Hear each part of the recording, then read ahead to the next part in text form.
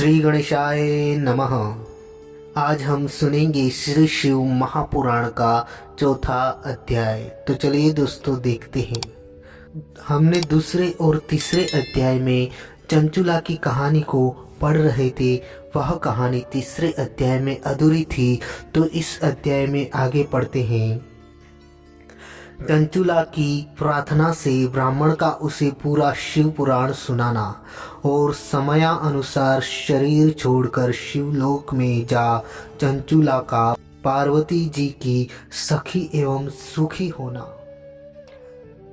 आगे ब्राह्मण बोले, नारी सौभाग्य की बात है कि भगवान शंकर की कृपा से शिव पुराण की इस वैराग्य युक्त कथा को सुनकर तुम्हें समय पर चेत हो गया है।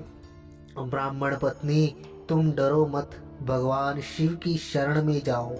शिव की कृपा से सारा पाप तत्काल नष्ट हो जाता है। मैं तुमसे शिव भगवान की कार्तिकता से युक्त उस परम वस्तु का वर्णन करूंगा, जिससे तुम्हें सदा सुख देने वाली उत्तम गति प्राप्त होगी। शिवजी की उत्तम कथा सुनने से तुम्हारी बुद्धि इस तरह पश्चाताप से युक्त एवं शुद्ध हो गई है, साथ ही तुम्हारे मन में विषय के प्रति वैराग्य हो गया है। पश्चाताप ही पाप करने वाले पापियों के लिए सबसे बड़ा प्रायश्चित है। सत्पुरुषों ने सबके लिए पश्चाताप को ही समस्त पापों का शोधक बताया है। पश्चाताप से ही पापों की शुद्धि होती है। जो पश्चाताप करता है वही वास्तव में पापों का प्रायश्चित करता है, क्योंकि सत्पुरुषों ने समस्त पापों की शुद्धि के लिए जैसे प्रायश्चित का उपदेश किया है, वह सब पश्चाताप से संपन्न हो जाता है। जो पुरुष विधि पूर्वक प्रायश्चित करके निर्भय हो जाता है पर अपने कुकर्म के लिए पश्चाताप नहीं करता, उसे प्रायः उत्तम गति नहीं प्राप्त होती, परंतु जिसे अपने कुकृत्य पर हार्दिक पश्चाताप होता है वह अवश्य उत्तम गति का भागी होता है, इसमें संशय नहीं है। इस शिव पुराण की कथा सुनने से जैसी चित्त शुद्धि होती है, वैसी दूसरे उपायों से नहीं होती। जैसे दर्पण साफ करने पर निर्मल हो जाता है, उसी प्रकार इस शिव पुराण की कथा से चित्त अत्यंत शुद्ध हो जाता है। इसमें कोई संशय नहीं है। मनुष्य के शुद्धि चित्त में जगदम्बा पार्वती सहित भगवान शिव विराजमान रहते हैं। इससे वह विशुद्धात्मा पुरुष श्री सांब्य सदाशिव के पद को प्राप्त होता है। इस उत्तम कथा का श्रवण समस्त मनुष्यों के लिए कल्याण का बीज है। अतः यथोचित पश्चातापेनेव शुद्धि ही प्रायश्चितं करोति सः। यथोपदिष्टं शब्दिहिं सर्वपाप विशोधनम्। पश्चातापः पापकृतां पापानां निष्कृतिः परा। सर्वेषां वर्णितं शब्दिः सर्वपाप विशोधनम्। पश्चातापेनेव शुद्धिः प्रायश्चितं करोति सः। यथोपदिष्टं शब्दिः सर्वपाप विशोधनम्। शास्त्रोक्त मार्गशीर्ष से इसकी आराधना अथवा सेवा करनी चाहिए। वह भव बंधन रूपी रोग का नाश करने वाली है। भगवान शिव की कथा को सुनकर फिर अपने हृदय में उसका मनन एवं निधिध्यासन करना चाहिए। इससे पूर्णतया चित्त शुद्धि हो जाती है। चित्त शुद्धि होने से महेश्वर की भक्ति अपने दोनों पुत्रों ज्ञान और वैराग्य के साथ निश्चय ही प्रकट होती है। तत्पश्चात महेश्वर के अनुग्रह से दिव्य मुक्ति प्राप्त होती है। इसमें कोई संशय नहीं है। जो मुक्ति से वंचित है उसे पशु समझना चाहिए, क्योंकि उसका चित्त माया के बंधन में आसक्त है। वह निश्चय ही संसार बंधन से मुक्त नहीं हो पाता। हे ब्राह्मण पत्नी, इसलिए तुम विषयों से मन को हटा लो और भक्ति भाव से भगवान शंकर की इस परम पावन कथा को सुनो। परमात्मा शंकर की इस कथा को सुनने से तुम्हारे चित्त की शुद्धि होगी और इससे तुम्हें मोक्ष की प्राप्ति हो जाएगी। जो निर्मल चित्त से भगवान शिव के चरणार बिंदों का चिंतन करता है उसकी एक ही जन्म में मुक्ति हो जाती है।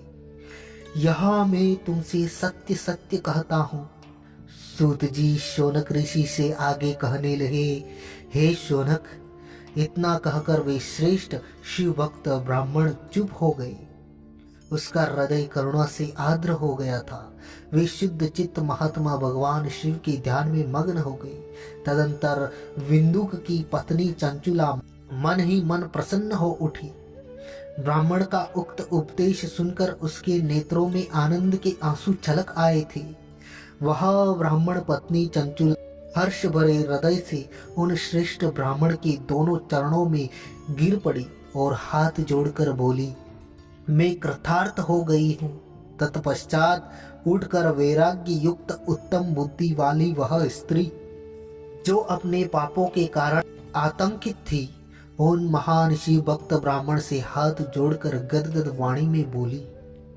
चंचुला ने कहा, ब्राह्मण, शिव भक्तों को श्रेष्ठ स्वामीन, आप धन्य हैं, परमार्थदर्शी हैं और सदा परोपकार में लगे रहते हैं, इसलिए श्रेष्ठ साधु पुरुषों में प्रशंसा के योग्य है। हे साधु, मैं नरक के समुद्र में गिर रही हूँ, आप मेरा उद्धार कीजिए, उद्धार कीजिए। पौराणिक अर्थ तत्व से संपन्न जिस सुंदर शिव पुराण की कथा को सुनकर मेरे मन में संपूर्ण विषय से वैराग्य उत्पन्न हो गया। उसी इस शिव पुराण को सुनने के लिए इस समय मेरे मन में बड़ी श्रद्धा हो रही है। सूत जी आगे कहते हैं, ऐसा कहकर हाथ जोड़कर उनका अनुग्रह पाकर चंचुला उस शिव पुराण की कथा को सुनने की इच्छा मन में लिए उन ब्राह्मण देवता की सेवा में तत्पर हो वहां रहने लगी। तदंतर शिव भक्तों में श्रेष्ठ और शुद्ध बुद्धि वाले उन ब्राह्मण देव ने उसी स्थान पर उस स्त्री को शिव पुराण की उत्तम कथा सुनाई।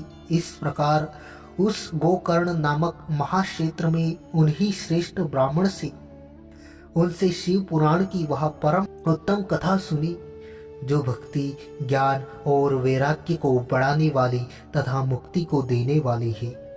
उस परम उत्तम कथा को सुनकर वह ब्राह्मण पत्नी अत्यंत कृतार्थ हो गई। उसका चित्त शीघ्र ही शुद्ध हो गया। फिर वह भगवान शिव के अनुग्रह से उसके हृदय में सगुण रूप का चिंतन होने लगा। इस प्रकार उसने भगवान शिव में लगी रहने वाली उत्तम बुद्धि पाकर शिव के सच्चिदानंदमय स्वरूप का बारंबार चिंतन आरंभ किया। तत्पश्चात समय के पूरे होने पर भक्ति, ज्ञान और वैराग्य से युक्त हुई चंचुला ने अपने शरीर को बिना किसी कष्ट के त्याग दिया। इसमें ही त्रिपुर शत्रु भगवान शिव का भेजा हुआ एक दिव्य विमान द्रुत गति से वहां पहुंचा, जो उसके अपने गणों से संयुक्त और भांति भांति के शोभ साधनों से संपन्न था। चंचुला उस विमान पर आरूढ़ हुई और भगवान शिव के श्रेष्ठ पार्षदों ने उसे तत्काल शिवपुरी में पहुंचा दिया। उसके सारे मल धुल गए थे। वह दिव्य रूप धारिणी दिव्यांगना हो गई थी। उसके दिव्य अवयव उसकी शोभा बढ़ाते थे। मस्तक पर अर्धचंद्र का मुकुट धारण किए वह गौरांगी देवी शोभाशाली दिव्य आभूषणों से विभूषित थी। शिवपुरी में पहुंचकर उसने सनातन देवता त्रिनेत्रधारी महादेव जी को देखा। सभी मुख्य देवता उनकी सेवा में खड़े थे। गणेश, भृंगी, नंदीश्वर तथा वीरभद्रेश्वर आदि उनकी सेवा में उत्तम भक्ति वास से उपस्थित थे। उनकी अंग कांति करोड़ों सूर्यों के समान प्रकाशित हो रही थी। कंठ में नीला चिन्ह शोभा पाता था। 5 मुख और प्रत्येक मुख से 3 नेत्र थे। मस्तक पर अर्धचंद्राकार मुकुट शोभा देता था। उन्होंने अपने वामा अंग भाग में गौरी देवी को बिठा रखा था, जो विद्युत पुंज के समान प्रकाशित थी। गौरीपति महादेव जी की कांति कर्पूर के समान गौर थी। उनका सारा शरीर श्वेत भस्म से भासित था। शरीर पर श्वेत वस्त्र शोभा पा रहे थे। इस प्रकार परम उज्जवल भगवान शंकर का दर्शन करके वह ब्राह्मण पत्नी चंचुला बहुत प्रसन्न हुई। अत्यंत प्रीति युक्त होकर उसने बड़ी उतावली के साथ भगवान को बारंबार प्रणाम किया। फिर हाथ जोड़कर वह बड़े प्रेम, आनंद और संतोष से युक्त हो विनीत भाव से खड़े हो। उसके नेत्रों से आनंदा अश्रुओं की अविरल धारा बहने लगी तथा संपूर्ण शरीर में रोमांच हो गया। उस समय भगवती पार्वती और भगवान शंकर ने उसे बड़ी करुणा के साथ अपने पास बुलाया और सौम्य दृष्टि से उसकी ओर देखा। पार्वती जी ने तो दिव्य रूप धारिणी बिंदुक प्रिया चंचुला को प्रेम पूर्वक अपनी सखी बना लिया। वह उस परमानंद घन ज्योति ही स्वरूप सनातन धाम में अविचल निवास पाकर दिव्य सौख्य से संपन्न हो अक्षय सुख का अनुभव करने लगी। तो दोस्तों, यह थी कहानी श्री शिव महापुराण के चतुर्थ अध्याय की चंचुला की कहानी।